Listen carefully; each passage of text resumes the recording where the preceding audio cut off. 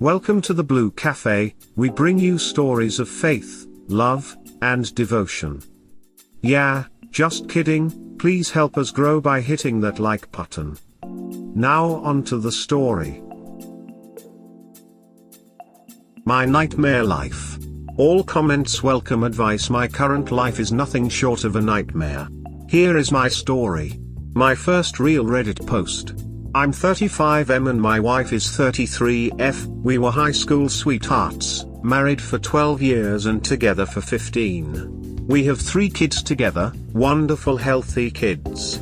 She grew up in an extreme Christian household where sex wasn't a topic of discussion but more of a taboo. You save yourself for marriage, husband, and figure out the rest later, so she did. Her first time was on our wedding night.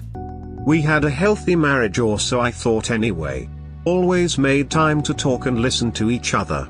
I work away from home, so I'm gone every other week. We both have great jobs and are doing well financially. After we decided we were done having kids, we talked about breast implants, seeing my wife's body change so much for giving us our children, and decided to go ahead with surgery. Very nice indeed, certainly helped my wife gain her confidence back about herself. I've always been into fitness and going to the gym, so we bought some workout equipment at home and she began to use them.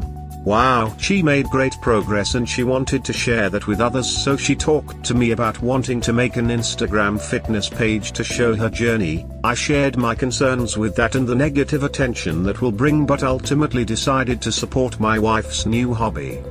I get home from work one day, on International Women's Day, a few months later, to my wife crying and telling me she needs to show me something. Someone had sent her a nude picture of herself, a bikini photo she had uploaded to Instagram, saying they found it on a porn site and just wanted to let you know, when in reality they used a Nudify app to generate the image. This killed me inside, seeing the pain it caused my wife. We talked about getting rid of Instagram, but this was not enough for her to do that. Over the next few months her posts changed from helping people and documenting her journey to showing her body off with less clothing. August 2021. I have my own health concerns with left testicle pain that lasted for 2 months. Many trips to the doctor and having an ultrasound clears me of cancer. What a relief. In the meantime my wife starts becoming emotionally distant and I'm trying to figure out why. In October I'm still struggling big time with my libido and drive for life. I get tested for low testosterone and it comes back well below low normal average. Doctor tells me they need a second test before starting on hormone replacement. The second test comes back in November at the low normal cutoff limits and they tell me they can't proceed with treatment and that I'm fine but recommend antidepressants, which I decline. That week I got another blood test from a hormone replacement clinic and booked in for consultation in early January. Early 2021 rolls around and my wife loses her uncle and her grandmother 7 days apart, a major loss for the family. I come home from work early and take extra time off work to support my wife because she isn't doing well at all. It killed me inside having to go back to work after 2 weeks knowing my wife is still grieving such loss. January 2022, I get approved for my hormone replacement therapy and take my first shot of testosterone Jan 13th. 2 weeks later I'm already feeling like I haven't in a very long time. We go on a trip to Mexico for 2 weeks and I'm having the time of my life with our children. My wife tells me that she can't believe the changes I've made in literally 3 weeks and that I'm a 10/10ths dad and husband. A few weeks later I'm at work again and am reading articles on emotionally distant spouses and midlife crisis. I send her those links and she agrees that does sound like her, but she's hot sure why. I then came across an article that read the top 25 signs your wife is having an affair. I'm reading this and am blown away that my wife has 22-25 in my opinion. I decide I'm going to confront her of this, but not until I'm home. March 10th D-Day, we went out on a date night and I genuinely had a great time. I sat her down and told her I'm going to talk for 15 minutes and want you to listen and you'll have plenty of time to reply. I read her the top 25 signs and she says, "Wow, I can't believe you think some of those of me." I reply telling her this is the time to clear your soul and whatever has been bothering you needs to come out. I thought it was a drunken one-night stand from the summer. The tears start to pour and the long silence develops before she tells me she has been having an online sex affair though Instagram, Sept 7 deck, showing herself to another man, lives overseas, while he pleasured himself. I'm in disbelief that she could do this, but I think it's something we can reconcile over pretty quickly. I then tell her if there's anything else that it needs to come out now. She tells me this is going to kill us and cries even harder now, followed by minutes of her not talking. I'm preparing for the worst. She tells me she is having an affair. AP met on Instagram, and it started a week after her grandmother's funeral and only a few days after I took extra time off work to be home. It was only a few times, she said. It ended in January. As I come to find out, this is normal for only half-truths to come out and only as much information as to limit the damage and fallout effect of the affair. A few days of seriously talking all day and night with no sleep, all the details started to come out that the affair was alive and very much active until the night I confronted her about it. Thousands of text messages and averaging 4 hours of phone calls a day. They would meet in random parking lots in the back of a truck, hotels, AP's home, and the last time in my own home. AP spent the night, with our 3 children sleeping upstairs while I'm away at work. 11 confirmed times in 2.5 months, but as high as 15 to 20 as she can't remember all the dates. She told me she was headed to the gym, but in reality meeting him in a parking lot. She has a IUD, no condoms were used. I asked her to pack her stuff and move out. The kids had the worst week of their lives. Here we are today, both going to individual counseling and have a first MC scheduled for next week. She basically told me she had written me off and we were going down the path of divorce. Cheating is never justified in her eyes until I made a miraculous turnaround by my hormone replacement, and this drove the guilt and shame even harder of what she was doing. She started her personal counseling while she was in the middle of the affair. There's been no contact with AP since March 18th. She's regretful, remorseful and wants to do anything to make this work. She is back in the house. She has been tested for STI/HIV and pregnancy. She's reluctant to have sex or even kiss me, and through open discussion has admitted she is having a very hard time getting over the affair feelings and the withdrawal from it. AP, 33M, has 0 assets, can't hold a job down and lives in an apartment with his mom. What about my needs? Obviously not wanting to be a doormat here. I'm not wanting this to work just for the children either. Questions, comments, concerns all welcome. Cheers. I think it is a common theme in cheating cases that show that is not a thing of being weak-willed or having a lapse in judgment, but all about having a selfish personality. When the cheating partner is having a hard time, the BS does his/her best to be there and help them recover. When the BS is having any kind of problem, no matter how mild, they jump ship. You were there for her, as you should, when those losses happened. When you were going through your testicular issue and low testosterone counts, she starts thinking, well, this is going to end in divorce. I should just start looking for something new instead of trying to fix the relationship. She would rather throw 15 years and 3 kids together to the trash rather than put in some work. However, your health issues manifested in your relationship causing problems. They didn't come out of nowhere. You both knew why it was happening and you were getting treatment for it, and yet she didn't have your back. She was just looking after herself. Luckily it wasn't cancer, but if it had been, or if you were to lose someone in your family and get depressed for a while, will she take time and make efforts to be with you and help you be better, or will she ditch you and seek to have her needs met by any random follower of her Insta? She didn't just fail her promise to be faithful, but also being there in sickness and in health too. Want to bet what would happen if you tested the other ones? If you lost your job and couldn't get another one, would she uphold the for richer or for poorer one? This woman won't have your back when things go bad. Pretty much my thoughts there as well. Did her Instagram page just drive her need for validation to the moon? Does she even make money from it? She works a real job? Yes, comments from men is all she needed to feel good. I guess I want to give that to her.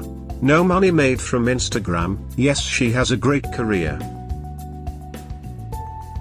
My Nightmare Life, Part 2 Update. Much has transpired since my last post in mid-March. Looking back, I wish I took the advice of people on here who reached out and genuinely cared. The hardest part is accepting the reality that all is lost. Unfortunately, I found out the hard way, by my own doing. Reconciliation was attempted between mid-March after I let her back in the house to the end of April. Too many warning flags, giving compliments to other men at the gym in front of me, withholding sex, list goes on and on. She pushes me out on purpose at the end of April, saying this is so hard and that she needs some time to figure her shit out. I said I agree, we need healthy time apart where we aren't seeing anyone. She ended up renting an Airbnb in the beginning of May and was reluctant to give me the address of the place, but ultimately did. I drove by one morning and see her AP's truck parked a block away. Not surprising at all. As I'm driving by, I see her and AP walking out of the alley towards his truck. I turn around and pull up door to door. AP is inside the truck. She didn't have time to get inside, so she is hiding, ducking down behind the tailgate. I rolled my window down and said, real impressive, you lasted one day on your own. I pull to the back of the truck and she runs to the front and hides by the hood. So I left, and cancelled her cell phone that was on my plan. 2 days later she showed up at the house with her bags packed, wanting to come home. Said she's sick of living this shady lifestyle. I said that's a good decision, but you're not welcome to stay here. Go stay at your stepdad's. She agrees. Mother's Day rolls around. She wants to do something with the family. I disagree. She calls a few hours later and invites me to a movie. This time I agree. We all go back to the home and the kids go to bed.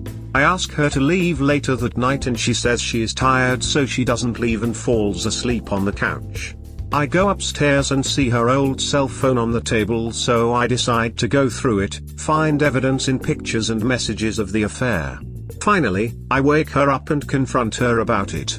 She goes ballistic, and long story short, police show up and she's arrested and charged with assault at 1 a.m. 3 weeks of no contact and not allowed to visit the home end when the charges are dropped by lying on her police report. She wants to meet. I agree. She wants to work on things. I'm hesitant, but she's a mess and I take that as finally being remorseful.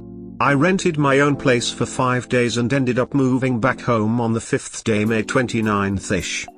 Mid-June, things are going okay but not well. Communicating has improved drastically, but there's no intimacy at all, period. She won't even kiss me. Her phone still has a password I don't know about. We are in bed one morning and at 6 a.m. her phone rings. She tells me it's her AP. She told me she blocked it but then unblocked it. I said I'm sick of the shit and threatened to leave. She agrees to block again.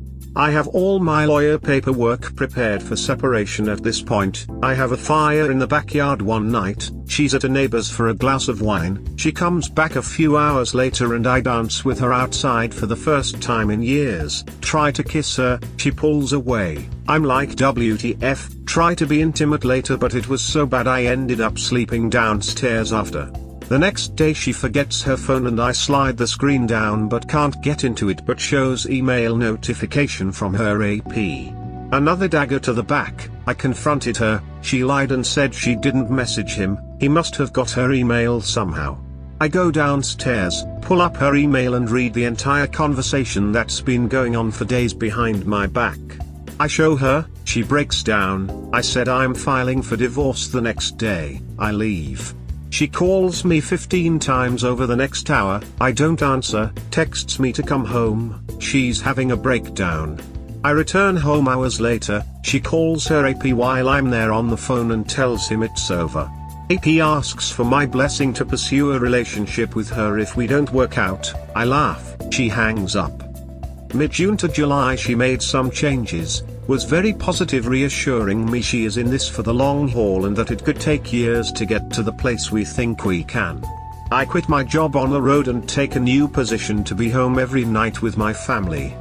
I start my new job on July 25th. She pushes me out again, we go for a walk. She says it isn't working and doesn't think we can get there, but never says one time she wants to separate or divorce. We had a friend's wedding to attend that weekend, but I got my new work schedule and couldn't make it. She reached out to her AP again and spent the next 3 days with him after the wedding. I filed my paperwork. August she was served, I listed our home and it was sold in 1 month including possession date.